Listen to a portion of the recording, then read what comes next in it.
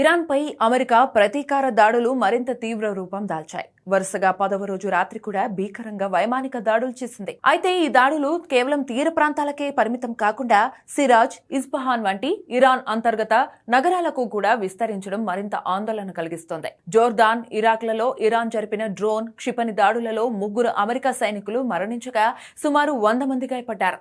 దీనికి ఇరాన్ భారీ మూల్యం చెల్లించుకుంటుందని అమెరికా అధ్యక్షుడు డొనాల్డ్ ట్రంప్ హెచ్చరిస్తూ తాజా దాడులకు ఆదేశాలిచ్చారు.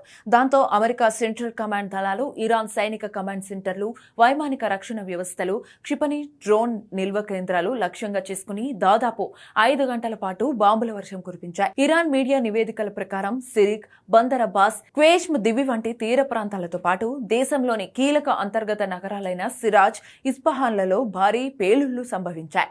దక్షిణ తీరంలోని బూషెహర్ అణు విద్యుత్ ప్లాంట్ సమీపంలో ఇరాన్ తన వైమానిక రక్షణ వ్యవస్థలను క్రియాశీలం చేసింది. అమెరికా దాడులకు ప్రతిస్పందనగా కువైట్లోని అమెరికా బేస్ క్యాంప్ ఆరిఫ్జన్ పై Iran army surface to surface క్షిపణులతో దాడి చేసింది.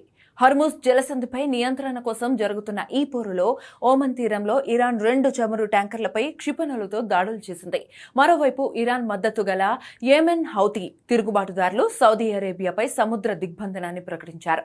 హర్ముజ్ జలసంధిని దాటకుండా సౌదీ చమురు ఎగుమతులను అడ్డుకుంటామని హెచ్చరించడంతో అంతర్జాతీయ మార్కెట్లో చమురు ధరలు పెరిగే ప్రమాదం ఏర్పడింది. కాగా తమ దేశం అమెరికాతో పూర్తిస్థాయి యుద్ధంలో ఉందని ఇరాన్ అధ్యక్షుడు పెజెష్కియాన్ అన్నారు. యుద్ధ సమయంలో ఆర్థిక స్థిరత్వాన్ని కాపాడుకోవడం ఎంతో కీలకమని ఆయన ఉద్ఘాటించారు. నేటి యుద్ధం కేవలం క్షిపణుల యుద్ధం మాత్రమే కాదు, మిలిటరీ దాడులతో ఇరాన్ జాతీయులను లొంగదీసుకోలేమని శత్రువు గ్రహించడాన్ని పెజెష్కియన్ వ్యాఖ్యానించారు. యుద్ధం పరిణామాలను ప్రజలు అంగీకరించాలన్న ఆయన ప్రతిఘటనే ప్రస్తుత మార్గమన్నారు. మరోవైపు తాజా ఉద్రిక్తతల పట్ల అంతర్జాతీయ సమాజం తీవ్ర ఆందోళన వ్యక్తం చేస్తోంది.